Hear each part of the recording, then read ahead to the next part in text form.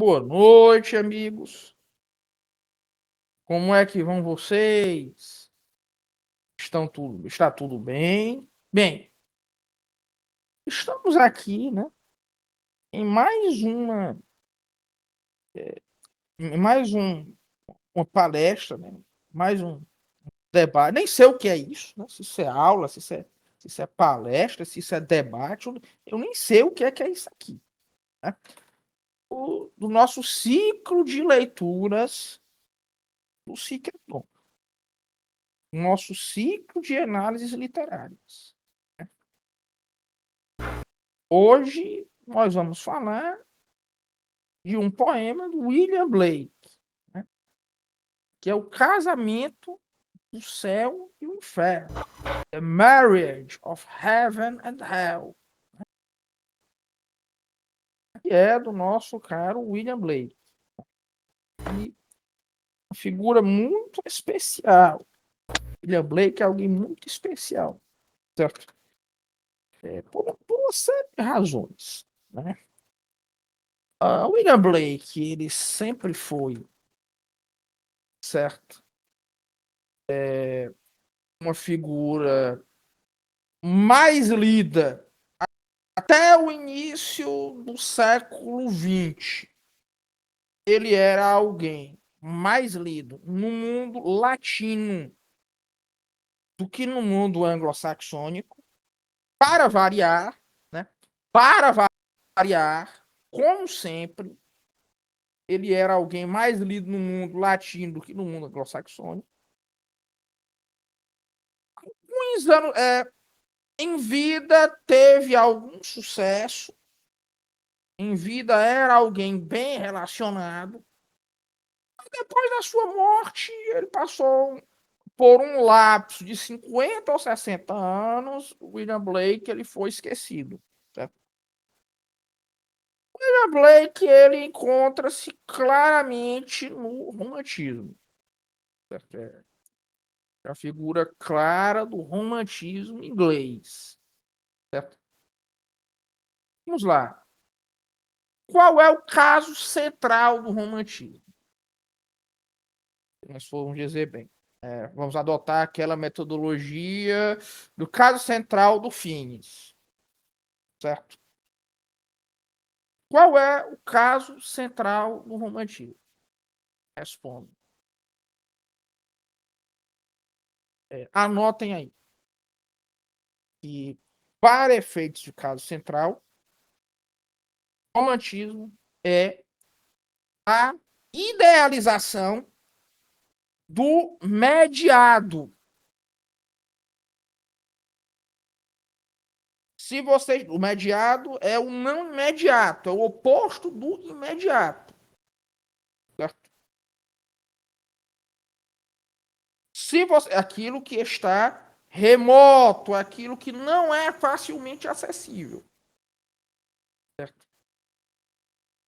Se vocês tiverem isso em mente, eu acredito que grande parte das dificuldades desaparecem. Todo mundo entendeu essa característica central? Todo mundo entendeu?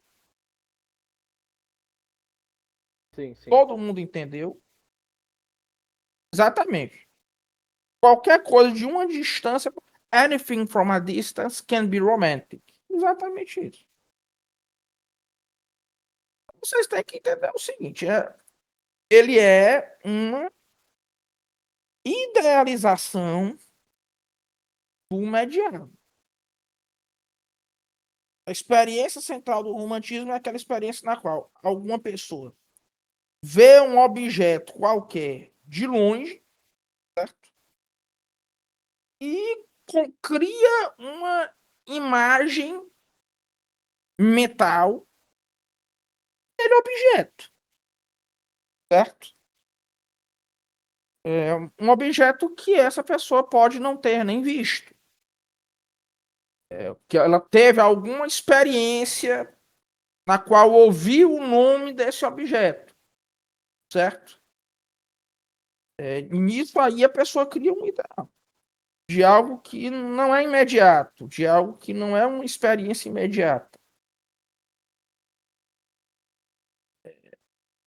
Se vocês tiverem isso em mente, as grandes dificuldades desaparecem. Bem, William Blake, ele é uma figura romântica por excelência, então, se for por esse caso central. Lembrando que exatamente, ele é uma muleta para a vacância da experiência religiosa, exatamente isso aí. Exatamente isso aí, porque bem, no romantismo você pode encaixar qualquer coisa. Você pode encaixar qualquer manifestação espiritual. Tanto que qualquer um de vocês pode intervir, certo? Tanto que no romantismo você logo tem um advento das crenças mais estranhas possíveis que vêm do mundo inteiro para a Europa. É o caso, por exemplo, das traduções que Rickert faz da poesia oriental, da literatura oriental na Alemanha, e provocam tanto estardalhaço. Você tem isso aí, impressões, certo? Idealizações do que é o mundo, do que é o passado, do que é o futuro, certo? O orientalismo, ele é parte do romantismo em geral, mas eu não gosto desse termo, orientalismo. E esse termo aí, a verdade é o seguinte, é que ele é algo que fez muito mal à teoria literária. Mas é fato que o Byron, por exemplo, né, ele tinha essa noção do filalenismo. Né? O Byron é um expoente do filalenismo. Certo?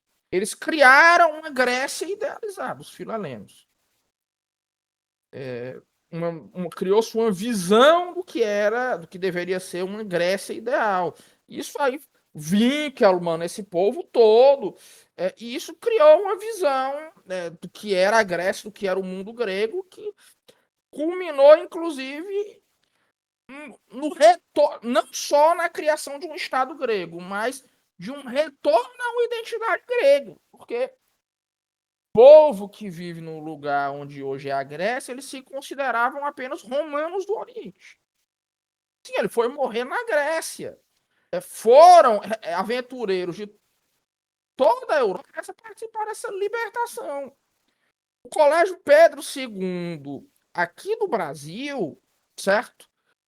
Ele foi fundado por filalenos que vieram da Baviera, certo? Uma missão chefiada pelo Barão de Topfeld. O próprio rei da Baviera, o rei Ludwig mudou o nome da Baviera em alemão de Bayern para Bayern para ficar mais próximo do que se julgava ser a pronúncia grega. O equivalente, o radical. Certo? Isso aí são idealizações. Isso aí, o romântico, ele idealiza qualquer coisa. Isso necessariamente é bom ou ruim? Resposta: nem dos dois. Porque nessa idealização, nesse processo de idealização, descobre-se muitas coisas. Por exemplo, foi no romantismo e a arte medieval voltou a ser bem compreendida, ela que antes não era levada a sério. Se não fosse por gente como Viollet-le-Duc, mas provavelmente muita coisa da Idade Média, muitas catedrais góticas, teriam sido talvez até demolidas. Muitas delas. Muita coisa foi criada e entendida nesse processo. Agora, nisso vem alguns reveses. Tem alguns reveses também. São algo incontável. Isso é algo incontável. Quantidade de revés que vem nesse processo. Vocês estão entendendo? Certo. Sim. Algum comentário a fazer? até agora, podem comentar. Agora tá bem tranquilo. Veja, no caso do Brasil, o romantismo brasileiro, se vocês forem ver bem, ele tem uma tendência muito grande a fazer uma idealização do que era mais remoto e do que era mais ausente, que é o quê? O índio e a natureza. E são duas coisas que no Brasil ninguém tem um contato direto com isso. Certo? E o escritor brasileiro sempre foi um escritor urbano por excelência. O índio era alguém que vivia na periferia do Brasil. Em regiões que elas só foram ser bem colonizadas, eu acho que no século XX. Mas ainda assim, o índio é uma figura muito presente na literatura brasileira, no romantismo brasileiro, na literatura brasileira do período romântico, na cultura brasileira do período romântico, a ponto de que você tem inúmeras pessoas que começaram a colocar, certo, sobrenomes indígenas, Tupinambá, não sei mais o que, começaram a dar lugares, nomes que são reconstruções indígenas que, que tinham sido esquecidas já há muito tempo. Já tinha sido esquecido. O Brasil é um país onde o índio, certo? Ele se miscigenou, ele deixou de existir muito cedo. Cultura indígena, infelizmente, Pombal destruiu muito rápido. Pombal destruiu muito rápido a cultura indígena no Brasil. Aquele vilão, o assassino chamado Pombal. Né?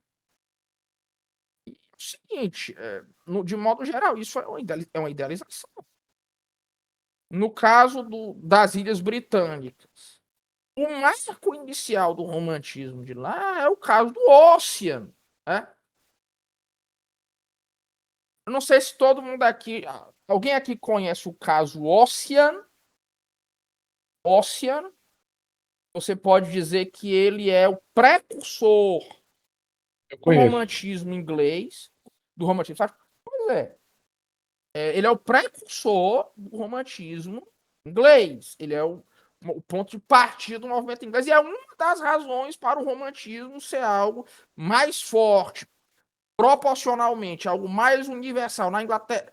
Mais universal, eu digo, entre os intelectuais daquele lugar. Entre os intelectuais da Inglaterra, o romantismo foi algo quase que teve uma adesão universal. Por quê?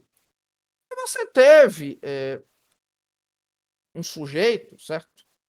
Chamado James Macpherson. Ele publicou uma série de poemas que ele dizia que eram traduções do bretão.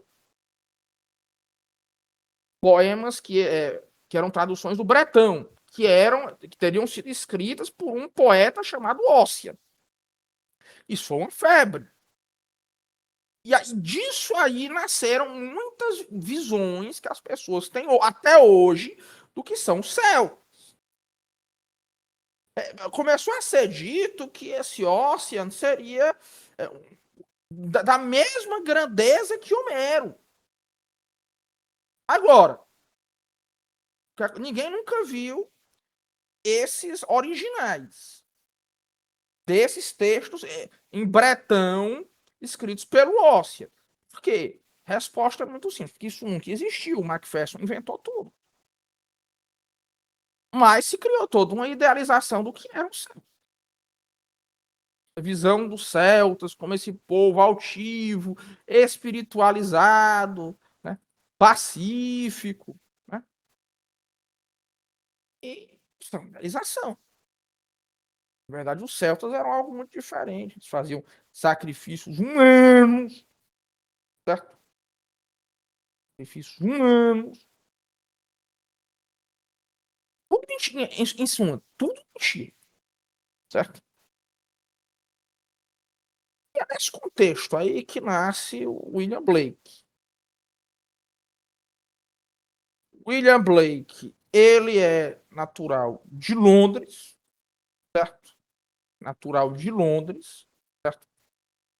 Ele nasceu em uma família de não conformistas, certo?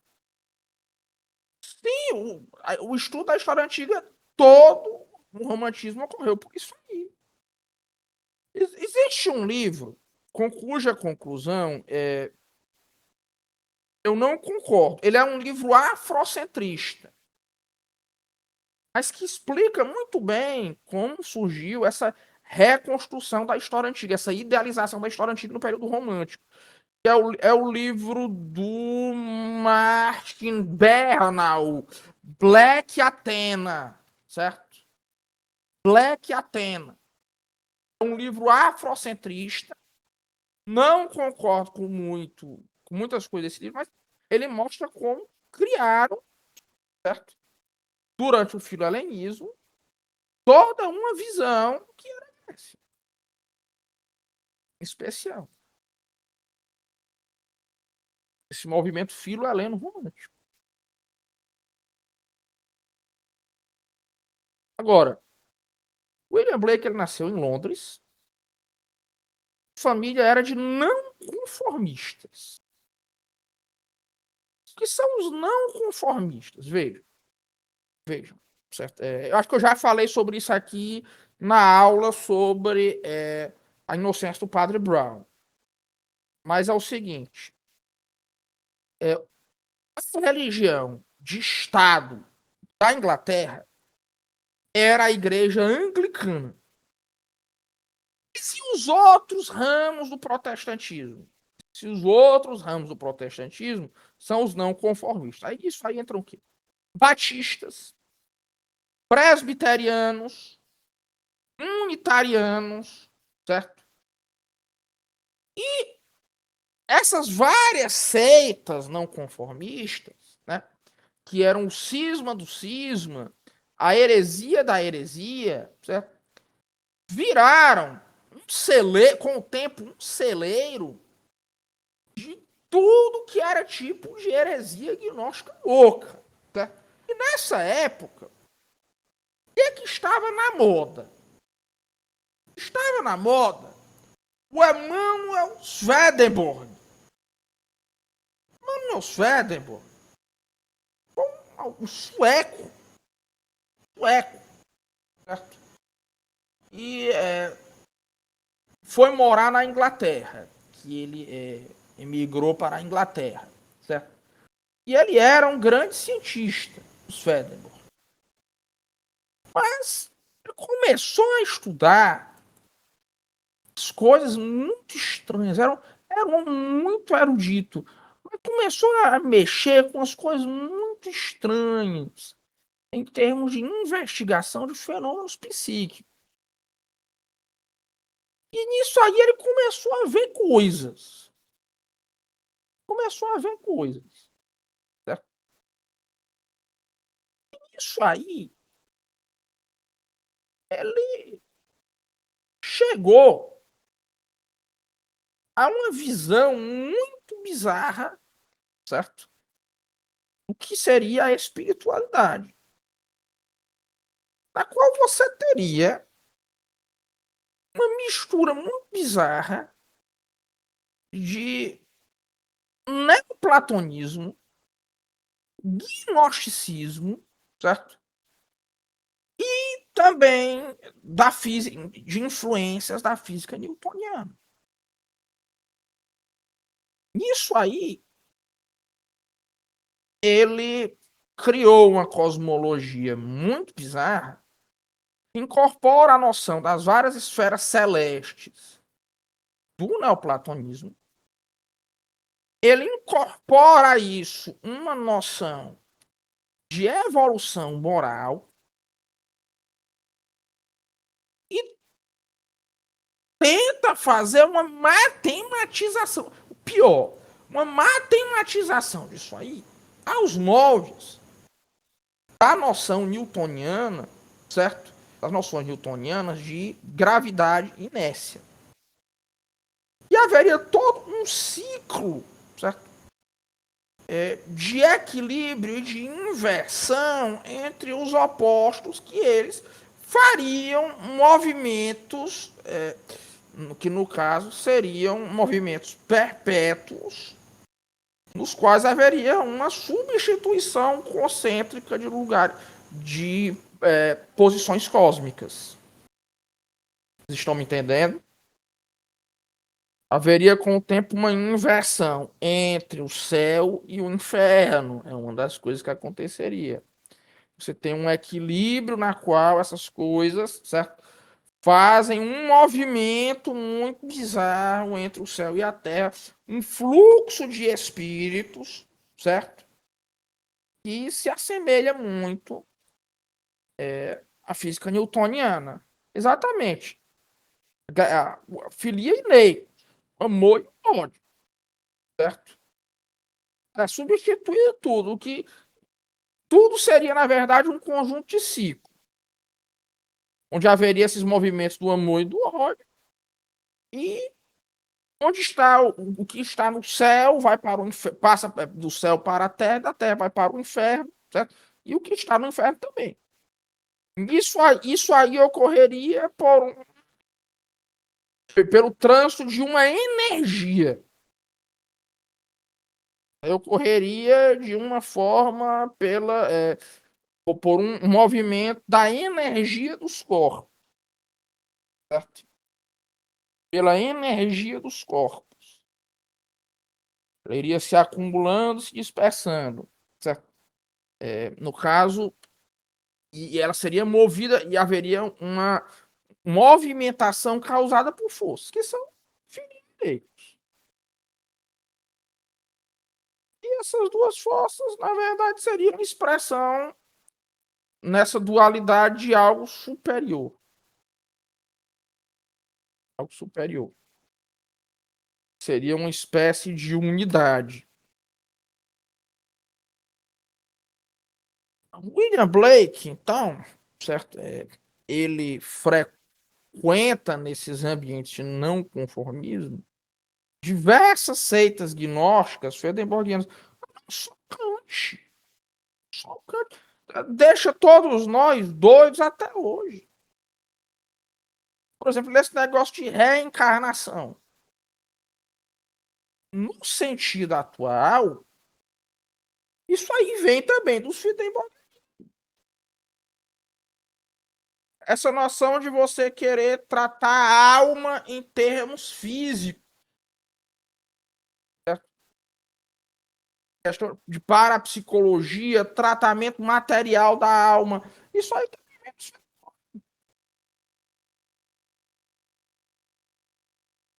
hipnose, vem dele.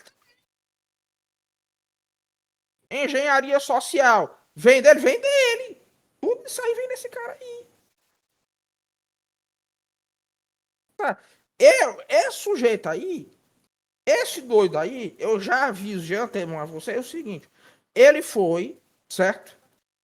A figura mais importante dos últimos 300 anos. Esse doido aí, certo? Você não tem como pensar a humanidade a partir disso aí. Não, sem ser a partir disso aí. Sem ser a partir disso aí.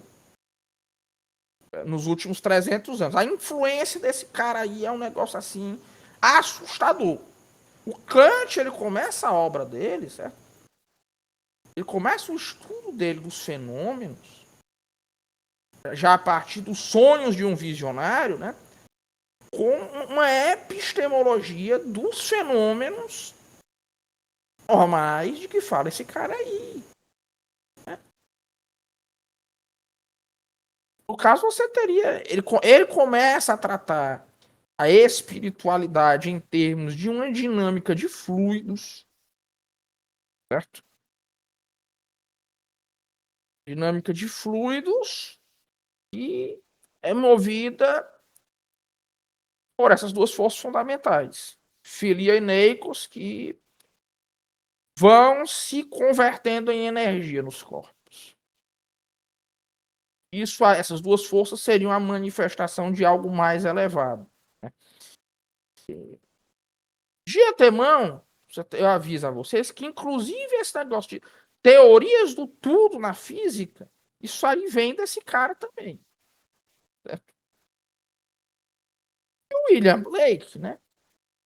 Ele começa a ver lá as coisas desse cara, porque era um negócio da moda, certo? Era um negócio da moda. William Blake, certo? A formação dele era como um gravador, como gravurista, certo? Fazendo gravuras, certo? Fazendo gravuras. E isso aí, ele criou uma nova forma de fazer poesia. Fazia poesias e elas eram combinadas com gravuras. Um meio de contar uma história. Você pode dizer que William Blake é um precursor das histórias em quadrinhos. Sim, o mesmerismo é outra aplicação, é outro derivado, tá certo? Do swedenborgianismo. Eu já aviso a você o seguinte: esse cara aí, certo?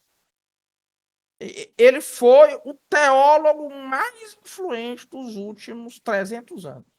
E tudo ele está no meio. Tudo ele está no meio. Está no meio de tudo. Em tudo está no meio esse cara aí. Não, ele é o precursor de anime, mangá, certo? Esse negócio de universo compartilhado. O universo das poesias dele é um dos primeiros também, né? Os primeiros, né?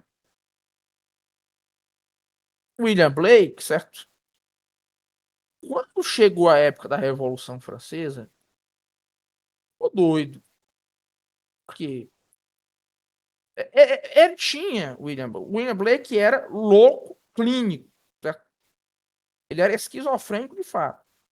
Ele acreditava que essas. Não, mas não foi só nele, né? Teve muita gnose no meio aí, certo?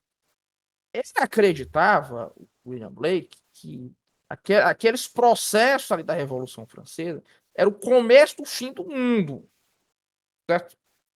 Ele achava que ali era era o fim do mundo, o reino de Deus, né? O reino de Deus, certo? Ele ia vir para a Terra ali, iria haver ali utilização do escape. E isso aí, o rapaz ficou maluco, certo? E é o seguinte,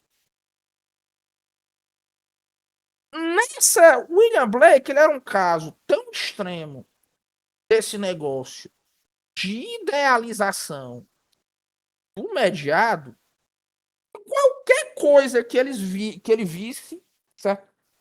Qualquer coisa que ele lesse, certo? Se ele lesse um livro sobre algum personagem, certo? Ele via o personagem na frente dele e começava a conversar com ele, certo? E William Blake era o tempo todo conversando. Não, pelo Jacob Böhme também, certo? Também tinha influência do Jacob Böhme, mas mais pelos Swedenborg. O Swedenborg já é um continuador do Jacob Böhme. Ele via o William Blake, certo? Um dia, certo? Ele conversava, quem o conhecia dizia isso, ele conversava com a Rainha Elizabeth I, né, Jesus Cristo, né, e Maomé. Tudo ao mesmo tempo. Ele via tudo. Qualquer coisa que ele ouvisse falar, ele já fazia uma idealização tão grande na cabeça dele que ele acreditava que aquilo ali estava presente na frente dele. Quando ele fala aí, né, no Casamento do Céu e do Inferno, que Isaías me disse que na verdade aquelas profecias ele é só porque ele viu o infinito em cada coisa. Não, ele acreditava que ele via aquilo mesmo. Ele acreditava de fato que Isaías disse isso aí para ele. Ele acreditava nisso aí, certo? Rapaz, era bem louco. O rapaz, isso tudo aí que ele estava dizendo, certo? Ele acreditava nisso. Ele acreditava nisso, certo? Essa história de que ele jantou com Isaías e Ezequiel, certo? Isso aí não é o eu lírico, não. Ele acreditava nisso de fato, que eles disseram isso aí, certo? Aí ele, né? Cara, é bem louco. Esse poema é uma parte apenas da lore. Parte apenas da lore. Certo? E agora eu acho que eu coloquei a primeira parte, certo? Dessa live. Certo? A primeira parte dessa análise. Eu concluí a primeira parte dessa análise. Vou só aqui ao banheiro, aí já nós continuamos, certo? Já nós continuamos. Vamos entrar no sentido do texto em si. Já volto, certo? Já volto, já volto. Só dar um intervalo rápido. Né? Intervalo rápido. Voltei. Voltei, pessoal. Rapaz, Conversa é essa? tava aí mutado aí o negócio. Aí eu falei, alguém toca aí música de elevador. Aí o Guilherme botou aí o áudio do Baruque falando. Então, sério, Zap? Aí eu falei, porra, vai sair na gravação. As futuras gerações, né? Quando estiverem ouvindo aqui a nossa aula, né? Nem sei o que é isso, é aula, se é debate, né? Sei o que é isso aqui. Mas elas vão ouvir isso aí, né? Aí vão se perguntar, mas quem é Baruque? Quem é Baruque? Né? Quem foi essa pessoa? Quem foi esse Baruque que entrou? Esse cara que falou aí, quem é? As futuras gerações, enfim, né? Vocês já sabem. Pois é, mas voltando. Talvez isso aqui seja a única coisa que vai sobreviver do Brasil, sabia? Muito possível. Então, assim, veja. Voltando. Abrindo aqui a segunda fase da análise. Certo? Essa regra. Pessoas loucas. Certo? Pessoas loucas. Certo? No mundo. Isso já dizia o Chesterton. E isso a neurociência e a psiquiatria comprovam. Na cabeça do louco, certo? Ele tem explicações racionais para tudo. Os loucos sabem aplicar muito bem o princípio da razão suficiente. Eles sabem construir sistemas para entender a realidade, certo? E, exatamente. Eles criam na sua cabeça sistemas grandes do mundo. O louco faz muito isso para racionalizar a sua experiência. E no caso do William Blake, bem, ele era, nesse sentido, uma pessoa extremamente racional, porque ele criou um sistema cosmológico, teológico e cosmológico a partir dessas coisas aí que ele via. Vamos ver. O poema começa falando, certo? Rintrah rolls and shakes his fires in the burden air. Rintrah, nesse universo, William Blake, é uma divindade associada à raiva, ao ódio e à aversão. A raiva, ao ódio e à aversão.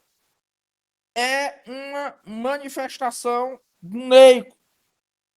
Disso que se chama de Neico. Certo? É uma entidade cosmológica primária. Não, com certeza. Com certeza. Ele te devora completamente. Você começa a investigar aquilo ali. Certo? Então, Rintrah é a divindade que, naquele contexto, significa Neicos. O Harold Bloom, na interpretação dele, ele sugere que o Rintrah, ele é também a representação da figura do profeta, né? É a representação da figura da sabedoria profética que era vivificada nos tempos do Blake pelo artista. Então, aquela figura, ela tinha sido, segundo aquela interpretação, usurpada de sua posição e colocada no escrutínio, né? É uma figura que ela não é ouvida, então é uma figura revoltosa. Isso o Harold Bloom sugere na interpretação dele. Nossa, veja, porque o que é que acontece? O Rintrah, essa figura no universo de William Blake, ele é um agente de assimetria. Ele é uma figura de protesto por uma assimetria. Você pode dizer que naquele universo ali, ele é uma espécie de divindade coriféia, mais de figura divino do que de figura humana, que é associado ao movimento descendente a uma como eu posso dizer, a uma dissolução conflituosa. E a manifestação disso aí. Manifestação espiritual disso aí. Você pode dizer. E, no caso, quando você vê bem, ele seria o equivalente a um dos motores intermediários do cosmos. É um dos. Enquanto ele é um motor intermediário, certo? Ele, ao mesmo tempo, tem um aspecto messiânico. Ele tem um aspecto messiânico, porque ele é um anunciador desse reino de Deus. Sim. Para ele, aquilo ali é o início do reino de Deus. Para ele, aquelas revoluções ali são o início do reino de Deus.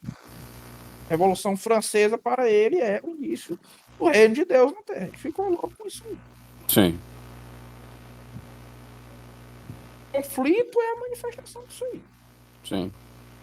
E como há uma inversão nesse caso, ele trata o conflito como, de fato, um componente providencial do motor dos tempos, né? É isso que vai movimentar e que vai. Porque se você submeter o poema a uma interpretação minimamente histórica, você vai ver que há um conflito entre as ondas da Revolução Francesa e o status quo da Alemanha. Ou da Alemanha o quê? Desculpa. Da Inglaterra decrépita, né? Naquele momento. Essa manifestação não é algo exclusivo à Inglaterra, Gustavo. Sim. Na Alemanha você tem a mesma coisa. Não, sim. O Hölderlin, o início da loucura dele é rigorosamente nos mesmos termos Sim. desse processo revolucionário, quando ele estava lá na Tübingen Stiftung. No reino, o reino de Deus está vindo nisso aí. Sim. Isso aí é a manifestação do reino de Deus. Inclusive, ele criou uma seita lá com os estudantes que incluía Hegel e Schelling, e a visão que eles tinham dessa mesma coisa, rigorosamente. O reino de Deus está vindo. Sim, ele acreditava que ali seria a efetivação das ideias dele, o Kant. Sim. Mas esse povo aí foi além. Eles achavam que aquilo ali seria, de fato, uma imaginação desse cara. Sim, um sentimento profético muito comum a essa muleta necessária da religião do romantismo, né? Sim. Porque você sempre quer ter o romântico, nesse caso central, ele sempre é muito ansioso pelo desvelamento disso que é mediado, né? Sim. Ele quer que esse véu se quebre. Sim. Veja que no romantismo você começa essa ideia de que o sentido humano é um sentido que se dá não na vida, mas na história. Isso é algo uma ideia típica do romantismo. Então você vai ver bem. Sim. Veja. Né? Vou tentar a declamação. Vamos prosseguir. Hungry, não vou declamar tudo, certo? Mas Hungry clouds swag on the deep. Once meek and in a perilous path, the just man kept his course along. The Valley of Death. Percebam que esse Valley é um arcaísmo. Em regra, você não encontra essa grafia mais no mundo anglo-saxônico atual. Roses are planted where thorns grow, and on the barren heath sing the honeybees. Then the perilous path was planted, and a river spring on every cliff and pond, and on the bleached bones red clay brought forth. Till the violent left the paths of ease to walk in perilous path and life. The just man into barren climbs. All the sneaking serpent walks in mute humility. And the just man raging the wilds where lions roam. Perceba esse último verso. Where lions roam. O leão, ele é um símbolo dessa coragem do Cristo. Certa coragem do Cristo de se colocar diante da adversidade em um papel vicário. Quando você vê bem, o que acontece é o seguinte: nesse momento, o justo, ele é, por esse processo do ódio, levado, enfim, a essa posição na qual ele precisa se refugiar. Sim, é o leão de Judá. Ele precisa se refugiar e ele precisa de uma postura combativa. Ainda que nisso ele é a figura a ser sacrificada. Nisso ele é a figura a ser sacrificada. Porque no pleito seguinte você vê o seguinte: e o novo céu já começou. E para vir esse novo céu, bem, o que é que vai ter que emergir? O novo inferno. Ele fala: sem contrários não há progressão. Without contraries is no progression. Attraction and repulsion. Reason and energy. Love and hate are necessary human existence. O que é isso aí? Bem, em primeiro lugar, você tem aí duas forças opostas. Essas forças são que impedem o que ele chamava de filia e neipos, amor e o ódio. Duas forças são tanto o que moveria o mundo em um sentido macrocósmico, como também o que moveria o mundo no microcosmos humano.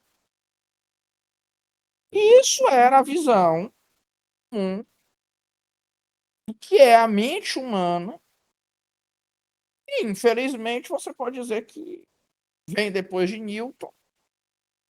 Isso aí é algo que se prolifera no iluminismo. E, grosso modo, essa é a visão que as pessoas têm hoje do que é a mente humana. Ela é uma máquina que é movida por paixões. E isso aí seria a extensão de uma dinâmica do universo. Seria uma busca por um tratamento científico, entre aspas, da alma.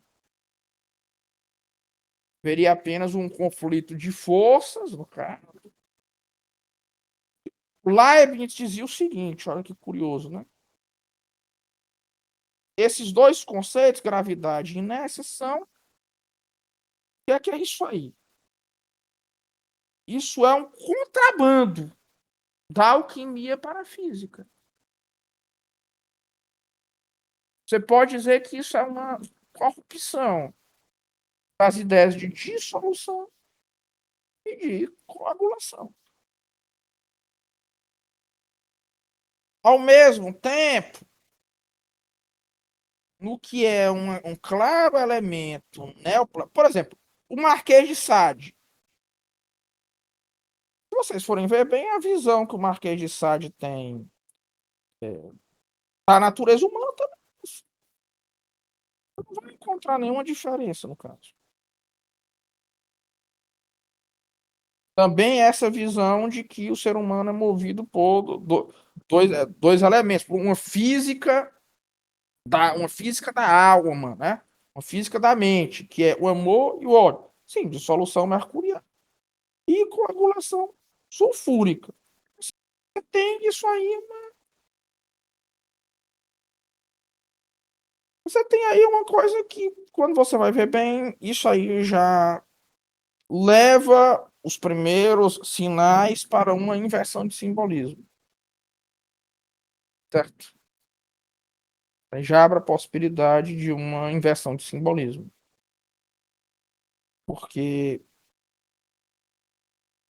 nisso aí, primeiro você tem uma noção de que a tendência geral desse processo alquímico pela via natural é o progresso. Quando, na verdade, qualquer sabedoria tradicional sabe que isso não é o caso. Fim último da história, segundo qualquer sabedoria tradicional, certo? É o bem, mas não pelas vias naturais. Pelas vias naturais. A tendência do conjunto das almas é a via entrópica. É a entropia. É a dissolução. E não existe outra força capaz de terminar o processo de dissolução que não seja do próprio Deus. Que não seja do próprio Deus. Quando você vê bem, William Blake, como muitos outros gnósticos modernos, ele também tem uma tendência muito acentuada aqui. E sim, exatamente. Existe um desligamento entre o microcosmo e o macrocosmo. O microcosmo, ele passa a ser desantropomorfizado. E depois começa a acontecer uma coisa ainda pior, que é, com base nisso, eles quererem desantropomorfizar o homem. O homem agora deixa de ser antropomórfico, certo? Como se já não bastasse, certo? Você querer deixar de tratar o cosmos a partir do homem, certo? Também querem aplicar. Você também tem a aplicação disso aí ao homem, e agora se quer tratar também o homem, certo? Em termos não antropomórficos, certo? Tem um filósofo americano chamado Sidney Morgan Besser. Não publicou quase nada. Ele só é conhecido pelos aforismos, né? Ouvia muita bizarrice, etc. Né? Era aqueles malucos lá do Brooklyn. Um dia tinha um sujeito lá falando alguma coisa em sentido de mecanização da mente. Ele disse, nós não devemos fazer aqui uma antropomorfização. Ele perguntou o seguinte: você está dizendo que não é para antropomorfizar o homem?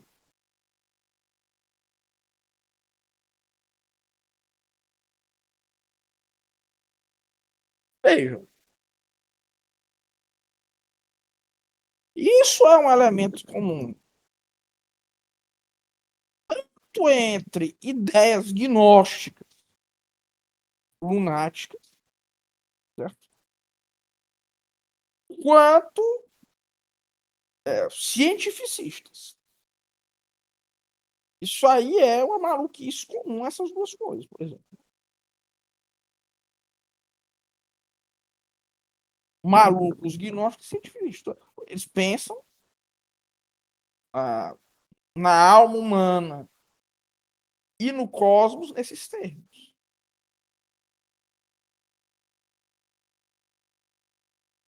E eles acham que esse conflito é um elemento de progresso na história.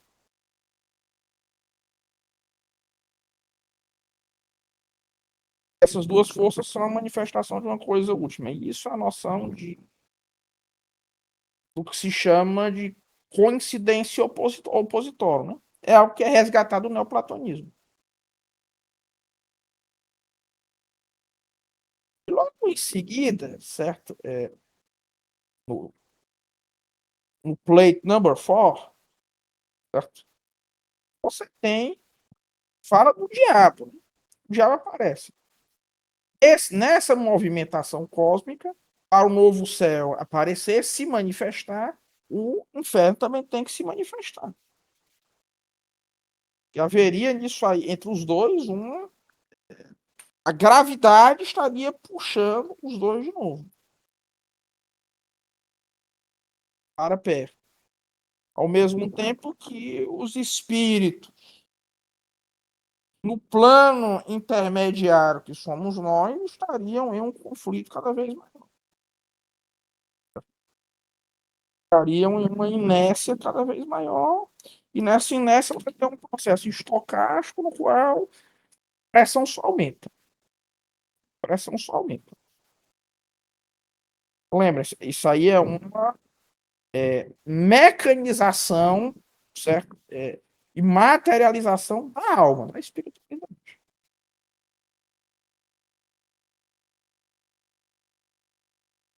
Você tem, no caso,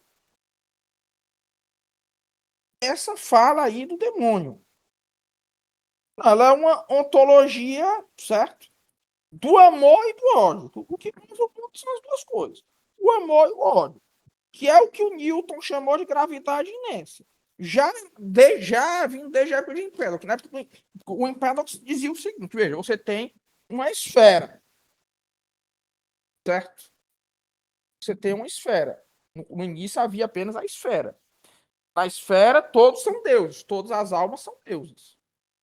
Ou melhor, são daimones. Daimon, ele é uma entidade que ele é um deus intermediário. Todos estavam unidos ali pelo amor. Para Empédocles. Com o tempo, surge naquilo ali o ódio. E pelo ódio a esfera se quebra. Né? Todos os daimones se afastam. Os daimones passam por vários corpos, certo? É o processo de metensomatose, certo? Nesse processo aí, como dizia Empédocles, fui homem, fui menino, fui pássaro, fui não sei o quê. Isso aí surgiram todos os males. Todos deveriam viver. O ódio dispersou a esfera e o amor, por esses vários movimentos aparentemente perpétuos das almas, ele iria trazer de novo, certo? A uma atração que faria os daimones voltarem para a esfera de novo. Imagine uma cosmologia fundamentalmente elástica, um balão que ele vai se expandindo pelo ódio, ele começa todo unido pelo amor, depois ele se expande pelo ódio, que é a filia é o amor, Neicos é o ódio, aí em algum momento a filia faz de novo, certo? Esse amor, certo? Faz de novo esse balão se cumprir, certo? Ela recomprimir esse balão, por assim dizer, certo? Sim, você pode dizer que é uma forma de gnose, isso aí. Precisa de um evento metastático, certo? Vai ser obtido por um conhecimento muito bizarro para fazer essa esfera comprimir de novo, né?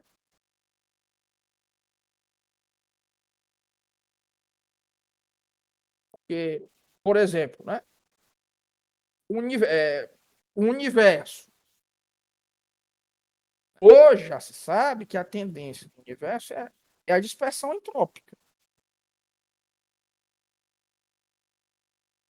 Como é que se faz para o universo voltar de novo, certo, a um estágio de menor dispersão? Resposta: não tem como. Só se Deus entrar na jogada. Salvar o negócio. Esse povo aí acha que pode forçar Deus se manifestar. Os gnósticos, no geral, acham isso. O gnóstico ocidental revolucionário. Pode forçar Deus a entrar na jogada. Por um conjunto de passos, um conjunto de manifestações que seriam, no caso, rebeliões contra a figura demiúrgica, né? Lembre-se que revolução, certo? É um termo originário, certo? Da astrologia, né? E você teria nisso um encerramento artificial de algum ciclo cósmico. Né? Sim, de alguma maneira você poderia, não é reduzir esse efeito. Não é reduzir esse efeito, nem reduzir esse efeito. Eles acham que você pode consertar tudo mesmo. Consertar tudo mesmo. Certo? Acham que você vai, que a sua filia lá, de alguma maneira, certo? Não se sabe muito bem como, mas ela vai ser capaz de inverter todo aquele processo. Você pode salvar o planeta. Não é um negócio. Nós vamos salvar o planeta. Né? Vamos salvar esse planeta. É um ideal que é plenamente que ele pode ser obtido. Né?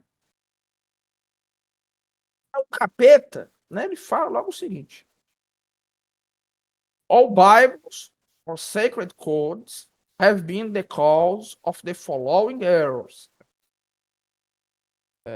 Todas as Bíblias ou códigos sagrados foram as causas dos seguintes erros. Né? One, that man has two real existing principles, viz, a body and a soul. Two, que o homem tem dois princípios, ou seja, o amor, corpo e alma, certo? Corpo e alma. Two, that energy, called evil, is alone from the body, and that reason, called good, is alone from the soul, certo? A energia chamada bem, a energia, vírgula, chamada bem, é apenas do corpo. Só vem do corpo. E que a razão chamada bem. Não, a energia chamada mal vem apenas do corpo. A razão chamada bem vem apenas da alma. A energia é má, certo? E a razão é boa, certo? E vem só da alma. Né? E três, eu não vou ficar lendo aqui, mas that God will torment man in eternity for following his enemies. Que Deus irá atormentar o ser humano na eternidade por seguir as suas energias. Ou seja, você tem uma visão que é comum às pessoas, que é comum no iluminismo, que é o que nós vamos agora. Isso aqui é a proposta do próprio diabo, certo? E agora nós vamos tratar, no caso, a moral, a maneira pela qual o ser humano deve agir, é um análogo à relação entre filia e rei. Certo? Também. O ser humano, ele deve se deixar guiar por essas paixões e por essas forças que o controlam. Me diga uma coisa, pessoal. Você fala aqui do demônio, certo? Até agora, quanto por cento das pessoas que vocês conhecem acreditam nisso aí? Nisso aí que o demônio falou? Quantas pessoas que vocês conhecem acreditam em tudo isso aí que ele disse? Se você for levar isso lá na rua, né? Vamos fazer essa experiência. Hã? Aquele filme Donnie Darko, ele cita isso. Um dos. Cita sim. Cita sim. Aquele psicólogo. Só que ao invés dele usar o termo amor e ódio, ele usa medo e amor. Pois é, né? Exatamente, né? O medo, ele ainda é, querendo ou não, uma força de repulsão, né? Ou seja, né? Eu vou, inclusive, dar um spoiler. Sim, de fato, o demônio disse isso aí, viu? O demônio disse isso aí vem do demônio. Aí ele dá a proposta dele, né? Aí ele dá a proposta dele. But the following contraries to these are true. Mas os seguintes contrários a estes são verdadeiros. What? Man has nobody distinct from his soul. For that called body is a portion of soul discerned by the five senses. The chief inlets of, não estou entendendo essa palavra, of soul in this age, and is from the body. And reason is the bow or outward circumference of energy. Certo? Vejam bem, certo? E ele chama de energia aí claramente, certo? Um equivalente ao que Aristóteles chama de potência, certo? Na verdade, é claramente o que Aristóteles chama de potência. A energeia em questão. Você pode dizer que essa energeia é a potência de Aristóteles. Claramente. Certo? E a alma, ela é uma força, digamos assim, a forma substancial dessa energia. Certo? Quando você vai ver bem, isso que o demônio falou aí não é mentira. Certo? Isso não está errado. Não está errado. Certo? Seria correto você dizer que é uma potência ativa, assim. Claramente, mas isso é o que é errado. Você dizer que a matéria... Qual é o erro disso aí? É você dizer que a matéria, que nesse caso aí é claramente a energia, que é claramente correspondente à potência, é o que move a matéria. O que move o homem é a forma substancial.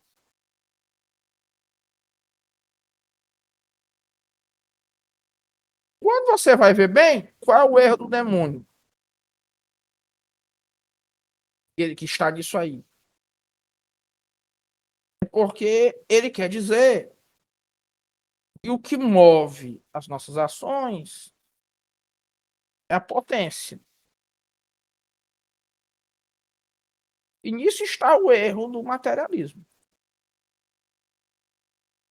E isso é algo que Guénon explica brilhantemente bem no Reino da Quantidade. Acreditar que matéria, que é a dimensão potencial e desprovida de qualidades, pode nos dar as explicações quanto a que ela é a explicação para as ocorrências. Certo?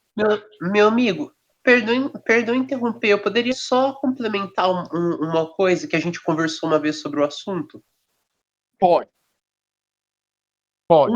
Uma das formas de se comprovar a alma é que a alma para Aristóteles, né, é o que coloca o nosso corpo em ato.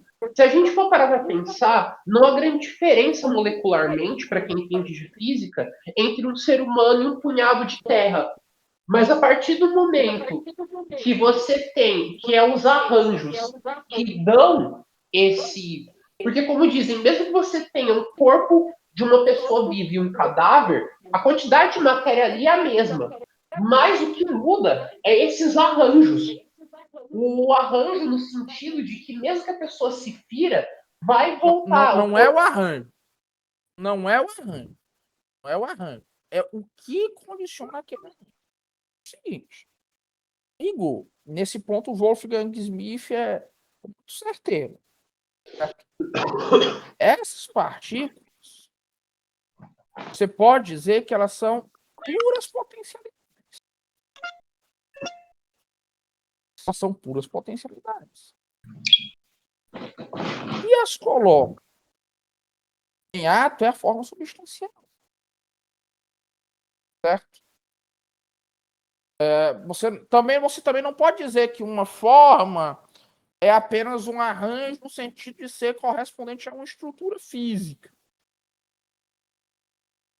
Que isso aí já é uma incompreensão do reino da quantidade, proveniente do reino da quantidade. É uma incompreensão do reino da quantidade, isso aí per se. Ele coloca, né? Energy is eternal delight. Né? Essa última, a energia é o deleite eterno, é a delícia eterna, certo? O Tuxo concorda com tudo isso aí, né? Tuxo concorda com tudo isso aí que o diabo falou. O tiozinho da esquina concorda com grande parte do que ele falou, tanto com o que está certo quanto com o que está errado. Concordo com isso. A Bahia inteira concorda, Gilberto Gil, certo? Com o que o demônio falou agora, concorda o Gilberto Gil, concorda o Caetano Veloso, certo? Concorda o Chico Buarque, né? E eles acham que isso aí será eternizado. Isso aí, né? Em que sentido ele está se falando aqui de eterno? Já já nós vamos dizer. O que é que ele chama de eterno? Vamos lá, né? Logo em seguida, ele identifica, né, que a razão é chamada de Messias, em Milton. Mas que no livro de Jó, a razão, o Messias, a razão é Satã, que é o acusador. E que, no caso, quando você vai ver bem, ele está dizendo o seguinte: que, veja, o Messias, na versão do diabo, certo? Na versão do diabo. Não, o contrário dessa primeira parte aí, certo? Essa primeira parte aí não existe nada, né? Nada. Né? Isso aí digamos assim, como eu posso. Ele quer dizer que a Bíblia ensina isso, certo? Mas não é. Isso aí também não é verdade, certo? A primeira parte, né? Que a Bíblia não ensina isso aí, certo? A Bíblia não ensina isso aí, não. Porque essa cosmologia dele também não existe.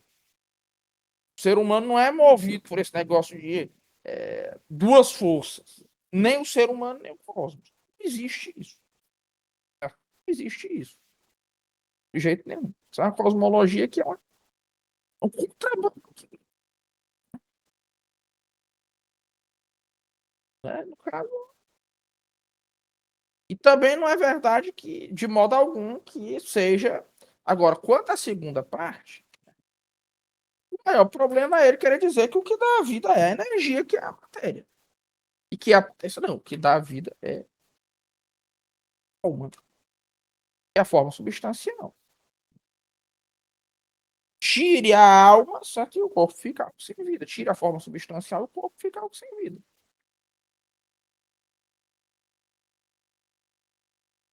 Por mais que de fato o que é o corpo seja de fato um construto da alma. Nisso ele tem razão.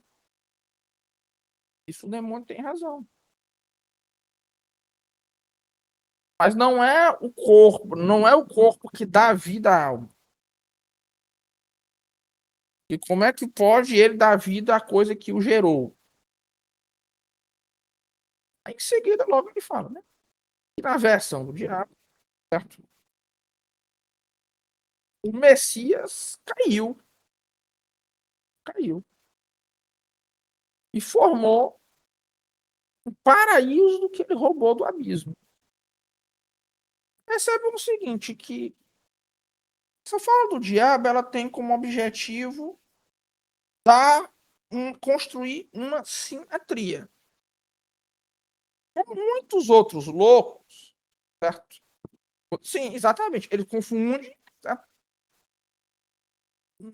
Ou melhor, ele confunde os hábitos, que são acidentes, certo? Seria o mais correto dizer, hábitos que eles são acidentais. O hábito ele é um dos acidentes de Aristóteles, com o que é a essência humana.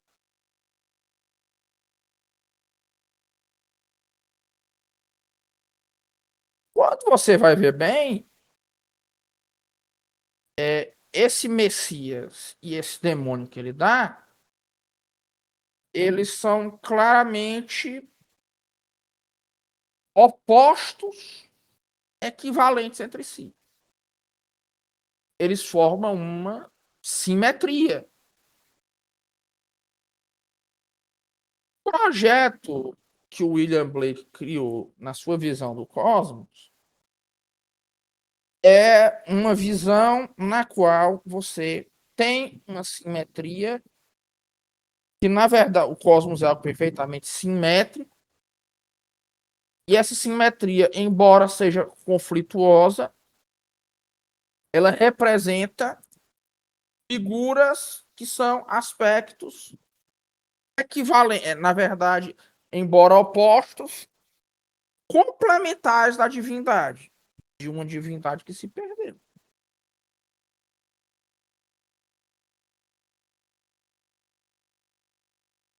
E isso, quando você vai ver bem, na verdade, apenas uma ideia que ele expõe mais claramente. Ele mesmo diz isso mais na frente nesse poema. Porque, na verdade, até o cientista moderno, ele quer explicar o universo, quer explicar a estrutura da realidade em torno dessa simetria. De coisas, de forças e coisas opostas, mas que seriam de alguma forma complementares e manifestações de um mesmo fenômeno. Ele fala, né? Marcelo Gleis, ele fala, né, dessa versão, dessa física da unidade, essa física da busca pela unidade.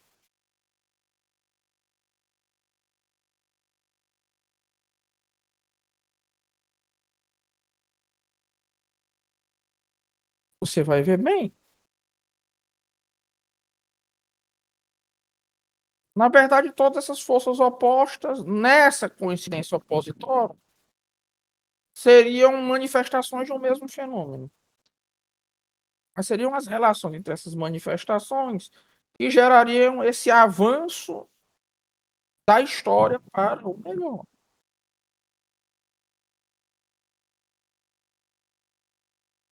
E, no caso, no tempo, você vê logo nos provérbios do inferno, no tempo, essas duas coisas são dissonantes.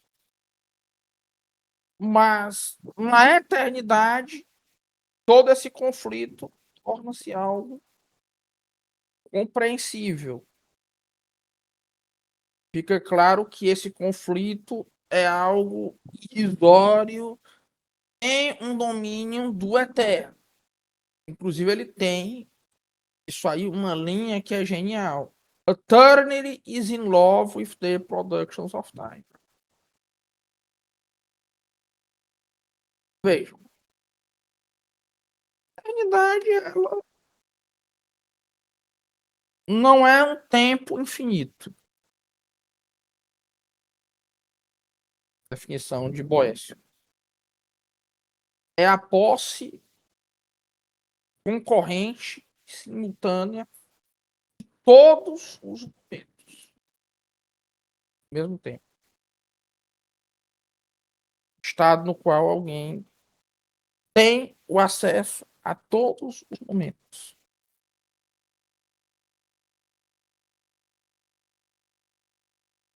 Ainda que esses momentos existam como manifestações da emoção.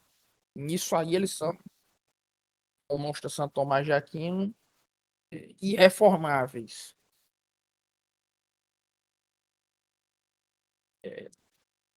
Mas no caso, quando você vai ver bem, de uma perspectiva da eternidade, ainda assim, nisso Blake ele é inconsistente. Na verdade, o amor é a força mais forte. E ela é força predominante da divindade. Seria a força originária da divindade. E o ódio seria a força aberrante. Ainda que também uma força que é uma manifestação do divino. Porque se tem uma ideia que é típica do romantismo, é o seguinte, que o mal, na verdade, é um aspecto de Deus. O mal, na verdade, é um aspecto da divindade.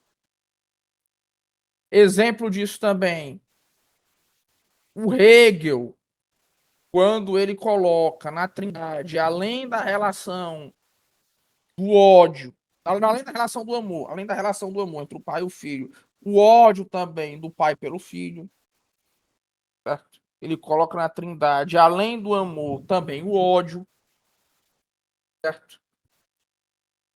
Isso é a ideia típica do romantismo. Essa visão de que o mal é, na verdade, um desvelamento da divindade. Sim, o auge da sabedoria dele está nos versos soltos. Quando você vai ver bem. Esse verso, por exemplo, ele é de uma profundidade impressionante. Porque, de fato, ele entende qual é a relação de Deus com a sua criação. E eu digo mais.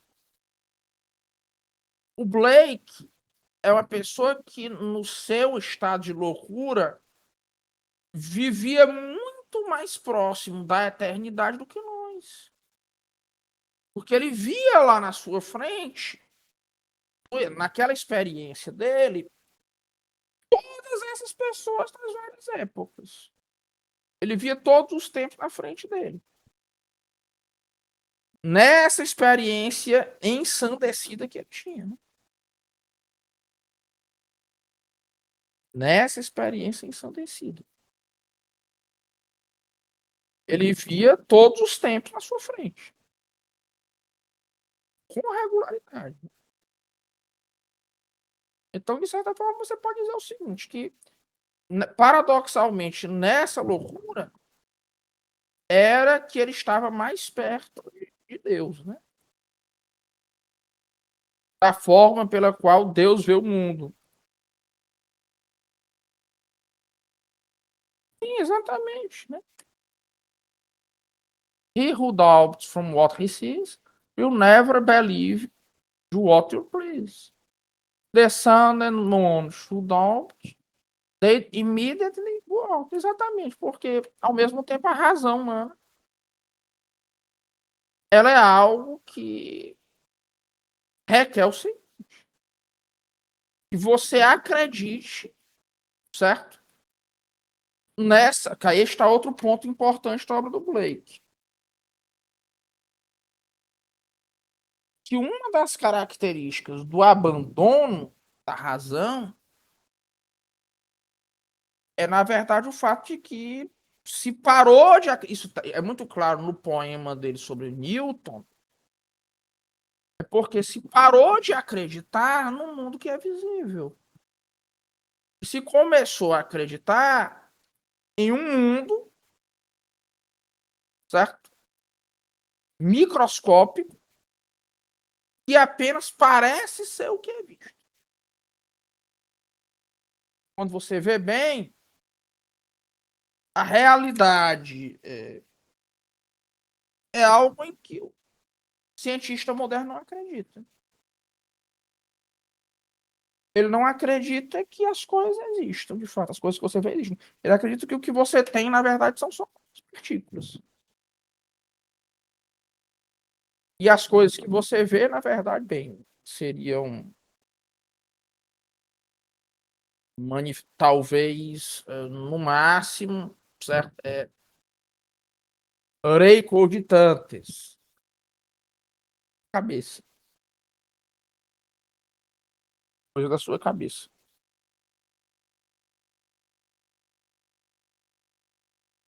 Coisas que são pensadas, coisas que se pensam.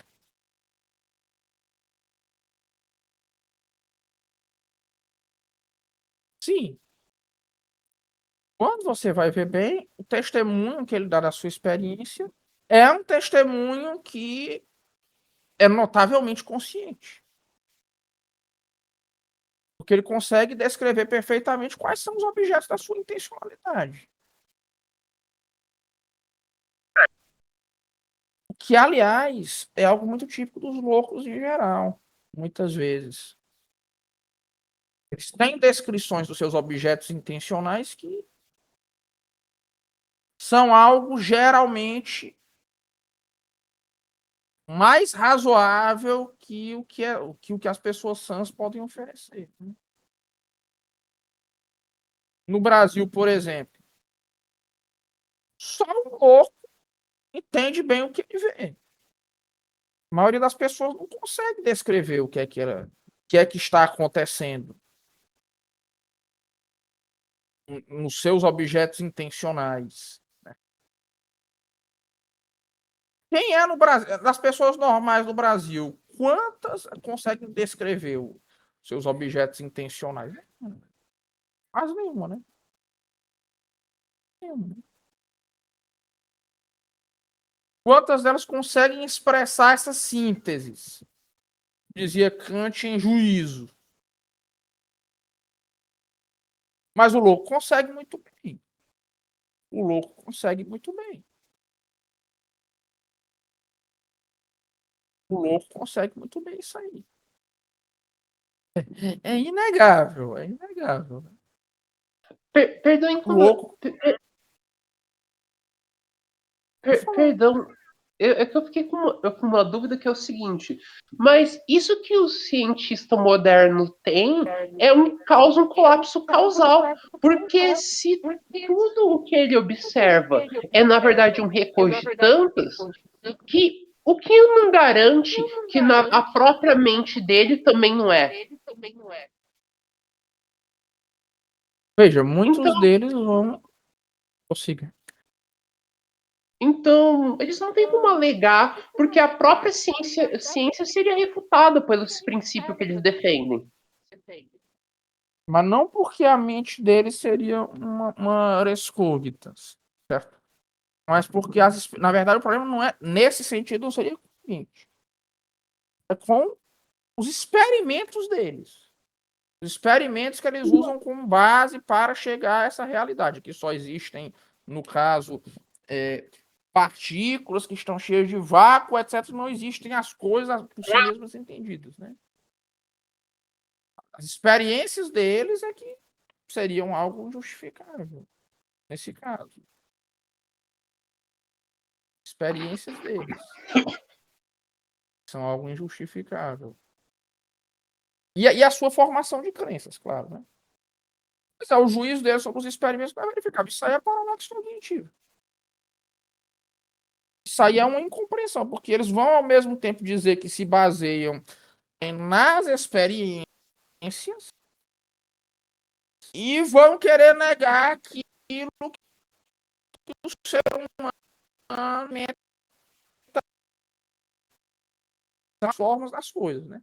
Não só existe, na verdade, o que o ser humano dá algumas das experiências mais mediadas.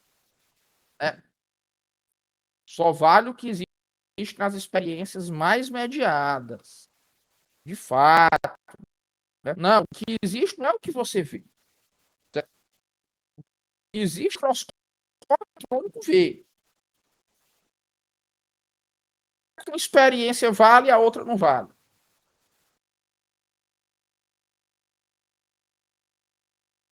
História, né? Aliás, o cientificista ele nunca consegue explicar a relação entre as partes e o todo. Tem um problema com essa questão da mereologia. Tem um problema com essa questão da mereologia. Certo? Ele tem um problema com essa questão. Né? Sim. Você vai ver bem, né? Muitas vezes, certo? Só um minuto.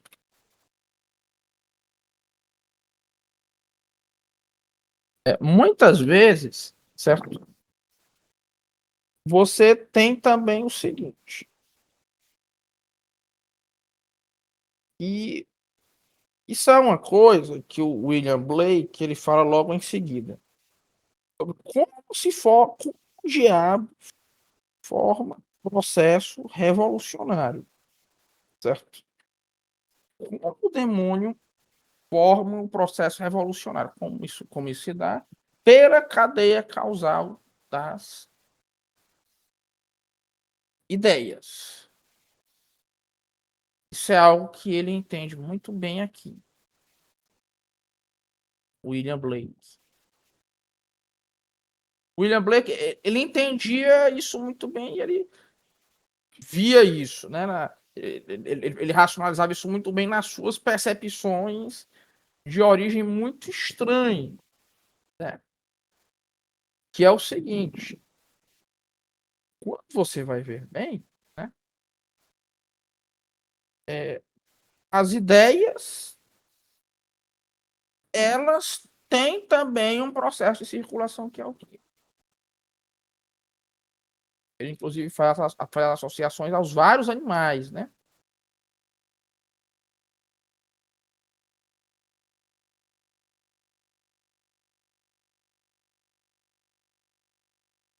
Você tem a víbora como sendo o dragão, nesse caso, é a autoridade originária que tem um aspecto de emissário profético e, ao mesmo tempo, enganador. Em seguida, você tem a víbora, né? No sentido de ser o sedutor. O sedutor que ele opera pela manipulação dos afetos. Logo em seguida tem a águia com o poder de observação profunda, né? A ideia é imposta pelo leão pela via da força. A águia, nesse caso, são os intelectuais. Depois, o processo se expande quantitativamente pela manipulação do metal. E, por fim, o ser humano é completamente moldado. É assim que se dá o fluxo de circulação de ideias. E é assim que o demônio age também. Quando você vai ver bem. E vamos lá.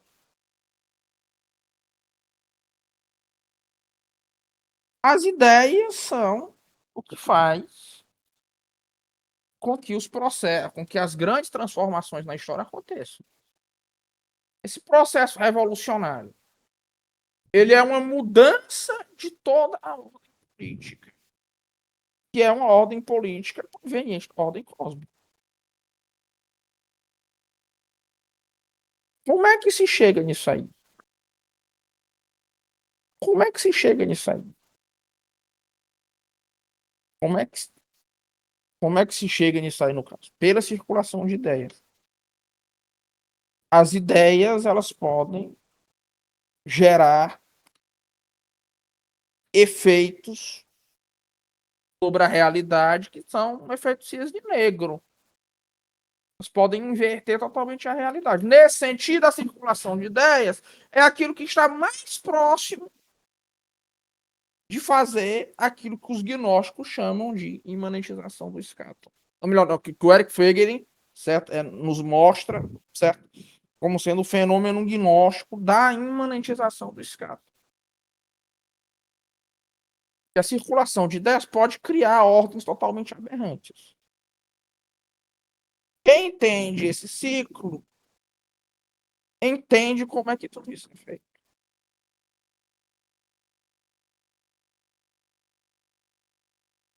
Mas, ao mesmo tempo, Blake nos mostra o seguinte, que para a forma mentis do homem daquela época, né, a reação que seria natural ao que eles julgavam ser. Vejam que isso aí é a palavra do anjo. E o que deveria ser rejeitado seriam os analíticos de Aristóteles. O que é isso aí? É a ideia de que se pode conhecer tudo pela demonstração matemática. A ideia de que se pode conhecer tudo pela demonstração. Ou de que a demonstração é a forma da compreensão humana. Na verdade, deve-se compreender tudo pela oposição. Por esse domínio do dialético. Para eles. Para mim, isso aí são, obviamente, duas coisas complementares. Mas isso é a visão de mundo do romântico. Tentar compreender o uno a partir da díade. Tentar entender a unidade a partir do oposto. A partir dos opostos. Caso todo oposto seria nessa visão romântica do mundo. Por isso que o romântico ele tem uma tendência tão grande à paralaxe cognitiva. Porque nessa dialética pode acontecer o seguinte: pode haver a integração das ideias mais bizarras possíveis. Se você colocar a dialética acima da analítica. Um exemplo, eu não preciso dizer que o marxismo e o nietzscheanismo são exemplos particularmente grotescos disso aí. São também marxismo, nietzscheanismo, etc. São também idealizações do mediado.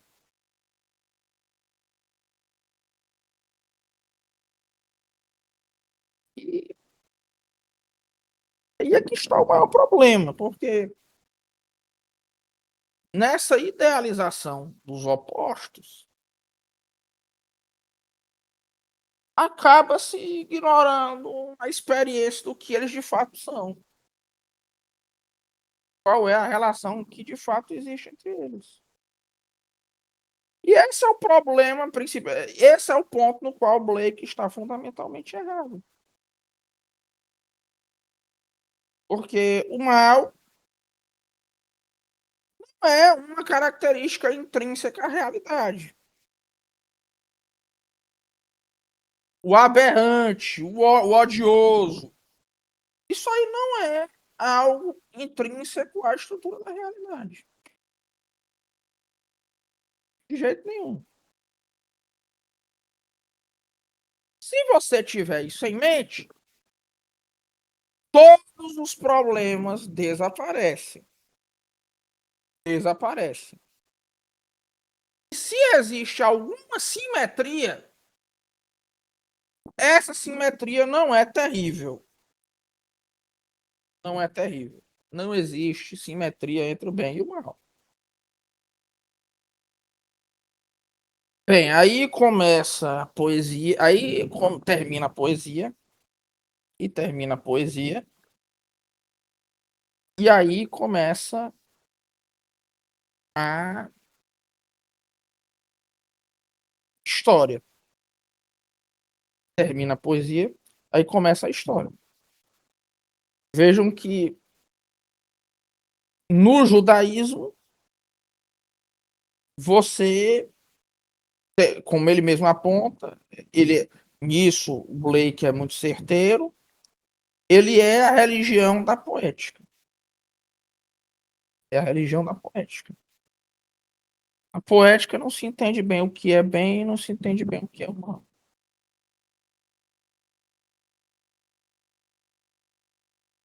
A poética, você tem apenas, certo, a noção da experiência que é apresentada. No caso do judaísmo, é a experiência apresentada pelo próprio Deus. E não a experiência abstraída pelas coisas. No cristianismo, o bem já se revelou. Sim, é uma profecia histórica. E que é a profecia histórica que ela vai se cumprir.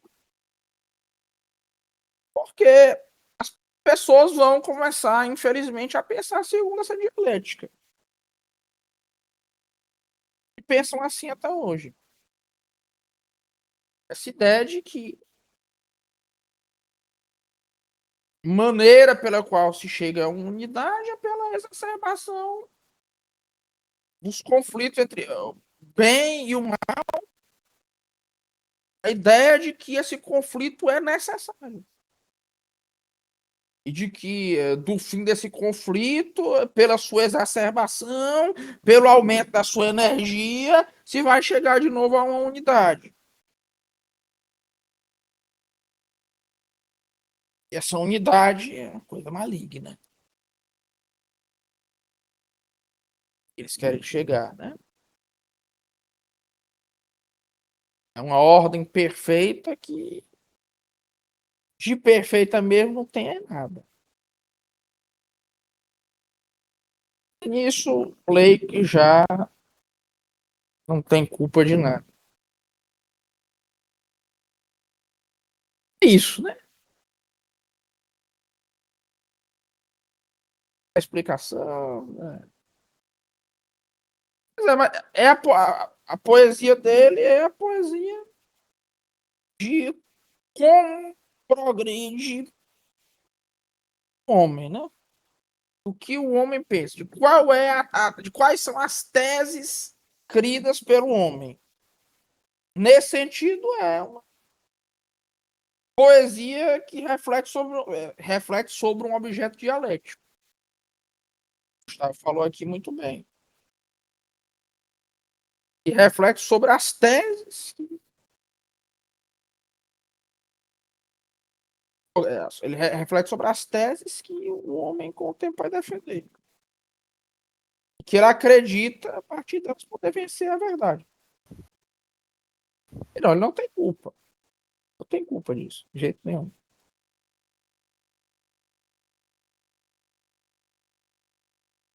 Isso, né? Lembrem-se que o ponto em que o Blake errou é porque não existe nenhuma simetria entre o bem e o mal. Se tiverem isso em mente, os problemas desaparecem. Gostaram da aula de hoje, da palestra de hoje? Quem aqui não gostou, levante a mão. Foi ótimo, Matheus, foi ótimo. É. Se tiver algum comentário, vamos abrir agora a discussão, né? Abrir a discussão.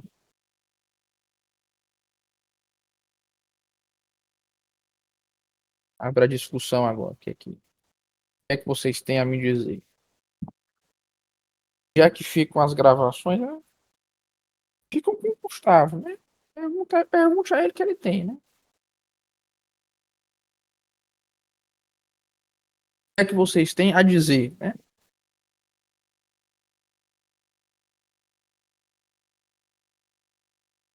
Até a minha voz já está um pouco cansada, né?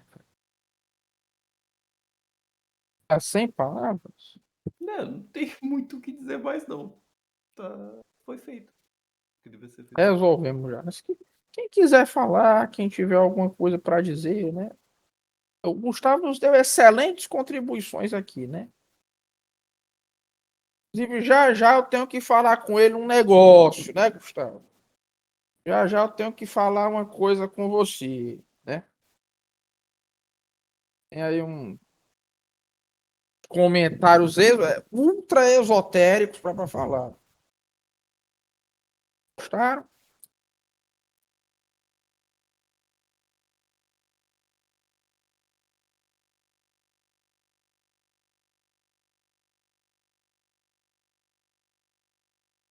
Se está entre as 5 horas do mundo anglo-saxão, a do Blake, está. Está, não tem nem dúvida, né? Com certeza, né? Talvez o maior. Talvez o maior poeta anglo-saxônico, né? Talvez o maior. É muita coisa, né? Muita poesia anglo-saxônica é muito rica, mas entre os 5, com certeza, né? Os maiores que eu acho são, eu acho, na minha opinião, certo? Eliot, Chaucer, o terceiro, Blake, com certeza. O quarto, Pope, na minha opinião, né? Talvez o quinto, Pound. Acho que o quinto, Ezra Pound. Ezra Pound, né? Poesia anglo-saxônica é algo muito amplo, que eu não tenho conhecimento de tudo, né? Tenho. É um dos países que teve a poesia mais rica.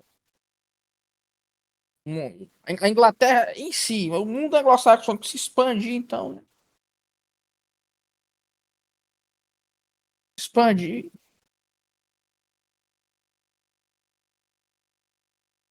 No caso, Blake foi muito esquecido por muito tempo, né? Como quase tudo que é bom no mundo anglo-saxônico foi esquecido.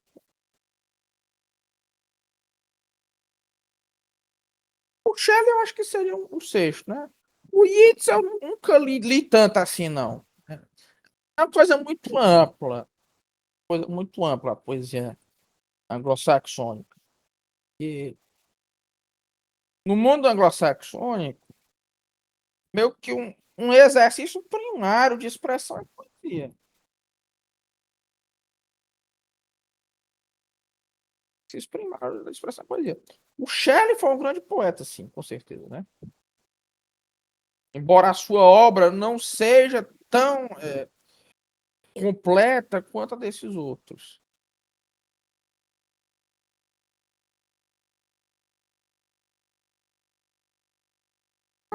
Quando você vai ver bem, né? Poesia de qualquer país,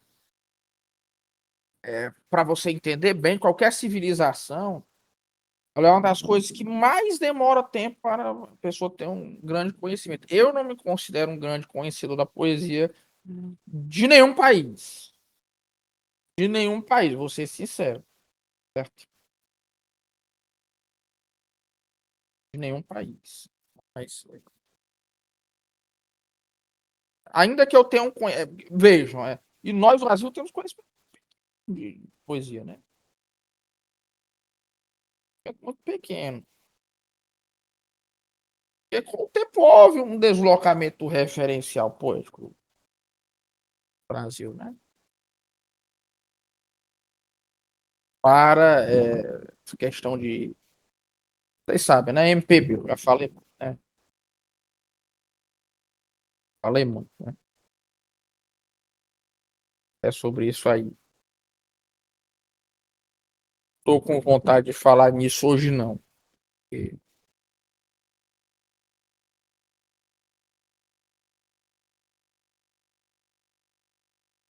Sim, disputa de vontade entre o homem e o anjo, né? O homem em oposição a Deus, né? Caso o ser humano ele estaria ali sendo movido pela energia contra o anjo, né? Um moinho de vento, né? Ele não é um motor. Você teria ali a energia que sai daquele motor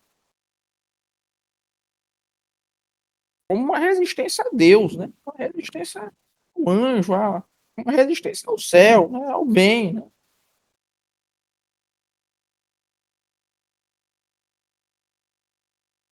Isso é o que não existe, né?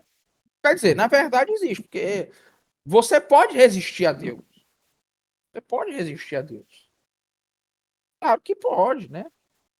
Claro que pode. Desculpa aqui se tiver algum calvinista, luterano, islâmico. Você pode resistir a Deus.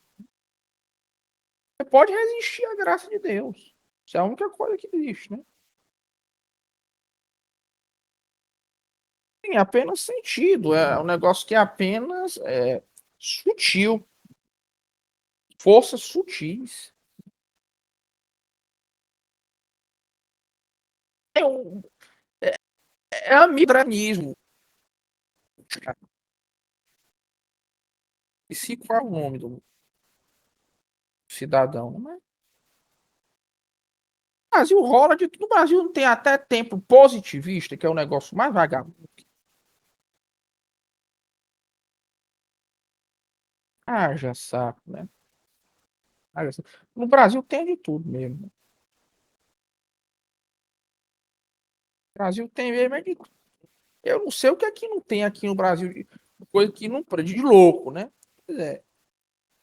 Só tá faltando tempo maniqueísta. Não, louco que tem potencial, né?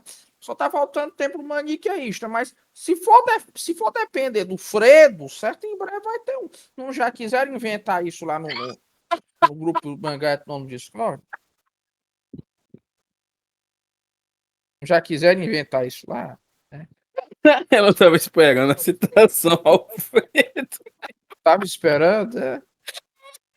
Eu vou até encerrar aqui. Acho que eu vou fechar aqui, né, a gravação pra gente falar Pode fechar, né? Pode com fechar, mais, né? com mais liberdade aqui. Se depender do Fredo, pode ter qualquer